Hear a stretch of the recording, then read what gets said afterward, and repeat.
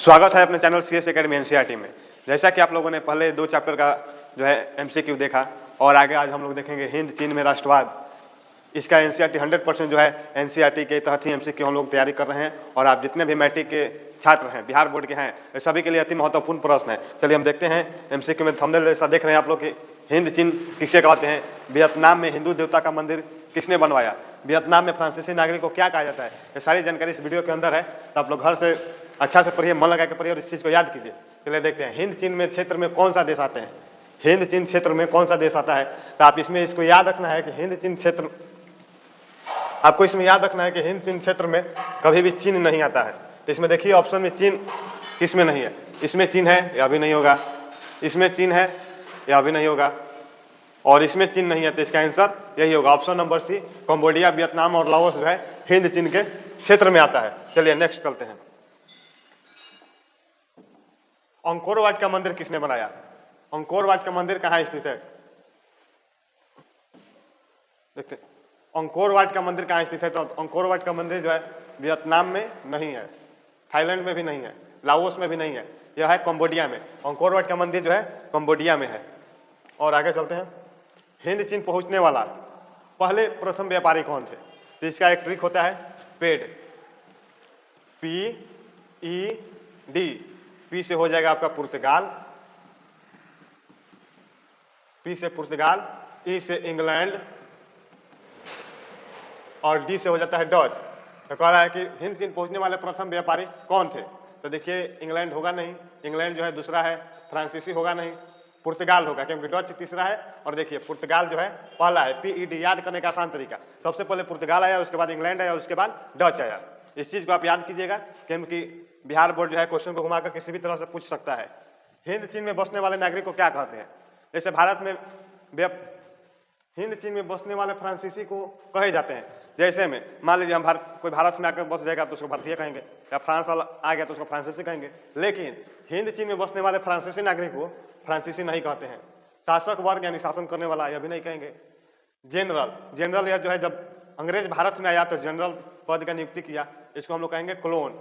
Option number आपका ग होगा, हिंद चीन में बसने वाले फ्रांसीसी को क्लोन कहा जाता है। इस चीज को आप बहुत अच्छा से याद कीजिएगा, नहीं याद कीजिएगा तो बिहार बोर्ड में एक एक अंक जोड़ने में बहुत मददगार करेगा। याद कीजिए, बहुत अच्छा से देखिए। नरोत्तम सिंहानू कहाँ के शासक थे।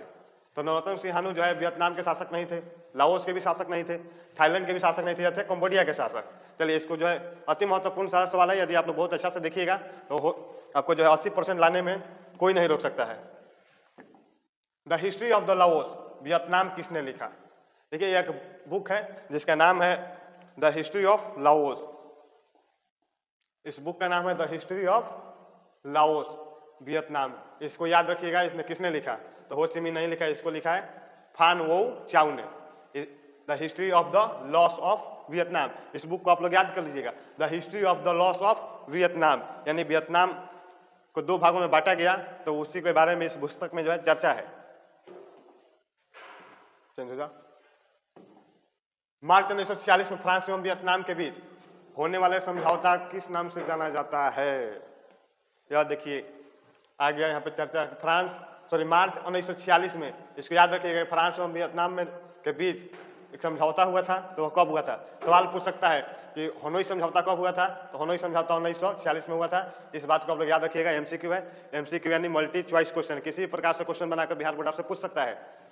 तो मार्च 1946 में फ्रांस एवं वियतनाम के बीच समझौता हुआ था, वो हुआ था हनोई समझौता। इस चीज को बहुत अच्छा से याद कीजिए कि जिनेवा समझौता नहीं हुआ था, पेरिस समझौता, धर्मनिरपेक्ष, ये सब ऐसा कुछ नहीं है, ऐसा समझौता नहीं हुआ था।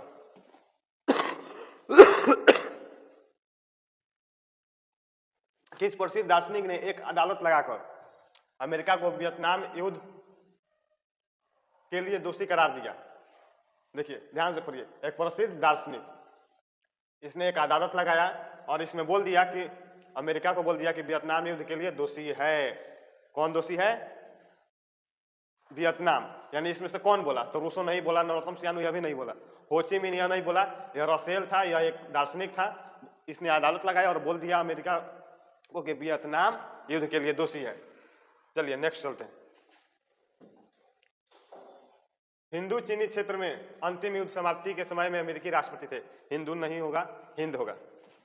चलिए यह होगा हिंद चीनी क्षेत्र में, हिंद चीनी क्षेत्र में अंतिम युद्ध समाप्ति के समय में अमेरिका के राष्ट्रपति कौन थे? तो वाशिंगटन भी नहीं थे, जॉर्ज बुश ये भी नहीं थे, यह भी नहीं थे।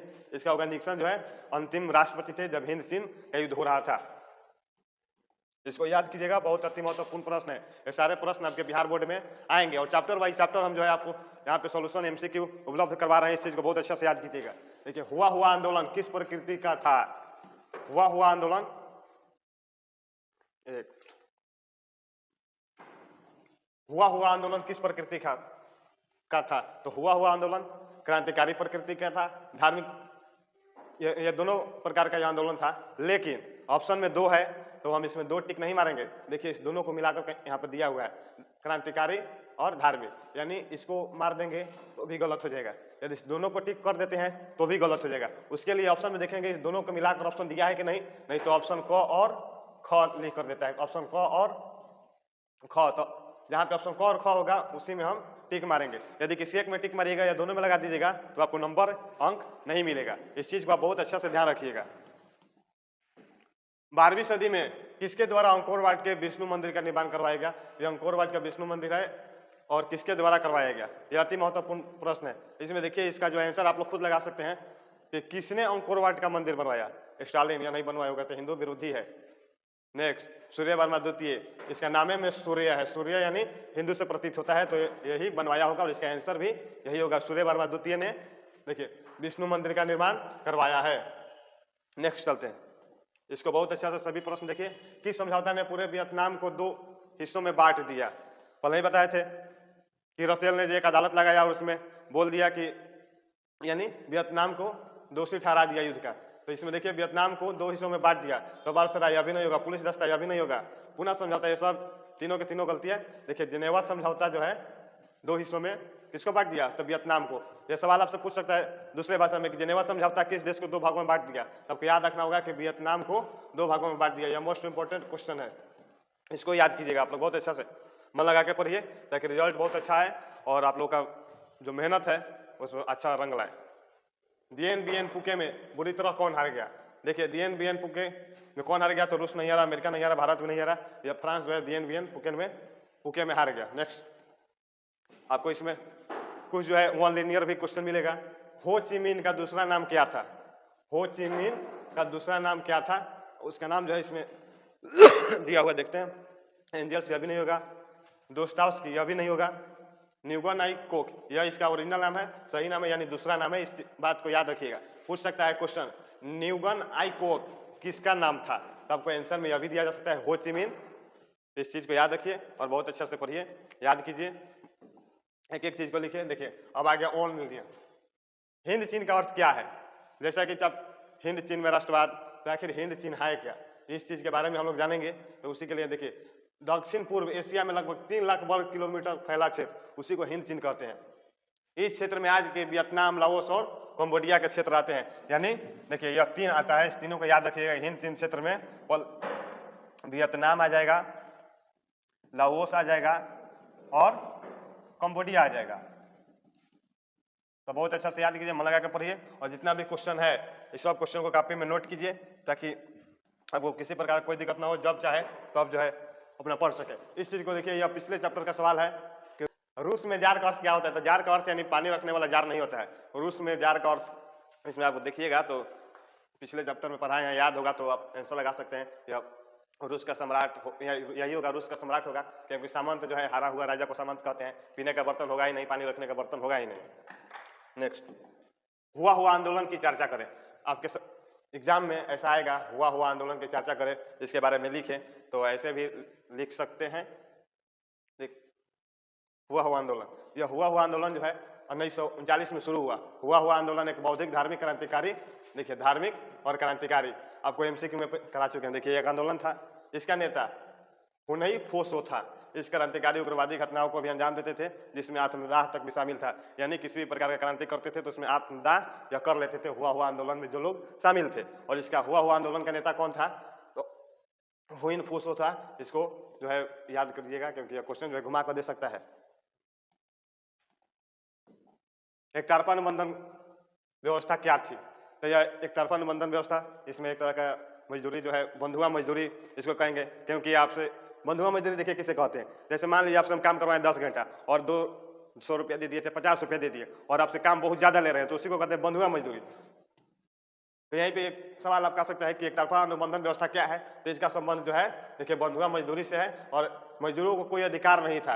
यानी मजदूर जो हमारे पास काम करने आया तो उसको पानी पीने जाना है तो हमसे पूछ कर जाएगा, या कोई इसके घर में कोई इसी प्रकार का कोई आपातकालीन स्थिति आया तो हमारे परमिशन के बिना नहीं जाएगा।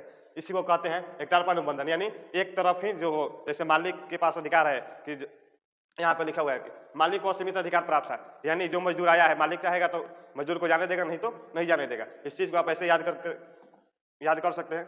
और इसी तरह से आप बोर्ड में लिखिएगा, एक भी नंबर नहीं कटेगा। जेनेवा समझौता कब और किन के बीच हुआ था? देखिए जेनेवा समझौता 1954 में हुआ, लाओस और कंबोडिया के बीच हुआ। यह 17वीं अक्षांश रेखा को विभाजक रेखा माना गया। यानी जो 17 मैप पढ़िएगा तो उसमें इसमें 17वीं अक्षांश रेखा को जो है विभाजक रेखा माना गया। तो इसी को कहते हैं, इसी को दोषी ठहरा दिया कौन?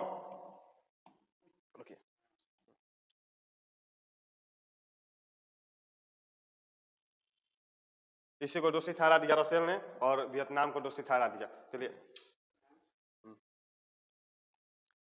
हुइनफ्यूसो कौन थे? तो यह हुआ आंदोलन के संस्थापक थे। गरीबों का मदद करते थे। व्यर्थ खर्चा के ऊपर जो कोई भी ज्यादा खर्चा करता था उनको उपदेश दिया करते थे कि व्यर्थ खर्चा नहीं करना है। और इनके उपदेश का लोगों पर प्रभाव भी पड़ा, क्योंकि लोगों को लगा कि हम जो खर्चा कर रहे हैं व्यर्थ है, इस चीज को खर्चा नहीं करना चाहिए। चलिए अब देखिए यह एमसीक्यू बेस्ड प्रीवियस क्लास, यानी जो पिछले क्लास में हम लोग जो पढ़े हैं ये क्वेश्चन है, इसका आंसर जो है आप लोगों को कमेंट बॉक्स में देना है। इतिहास के पिता किसे कहा जाता है? अप्रैल थीसियस किसने तैयार किया? प्रथम इंटरनेशनल की बैठक कहाँ हुई? गैरीबाल्डी पेशे से क्या थे? हंगरी की भाषा क्या थी? तो आप लोग उम्मीद करते हैं कि आप लोग बहुत अच्छे से पढ़िएगा और जितना भी दिए हैं सभी को जो है याद कीजिए। चैनल को लाइक शेयर और सब्सक्राइब जरूर करें।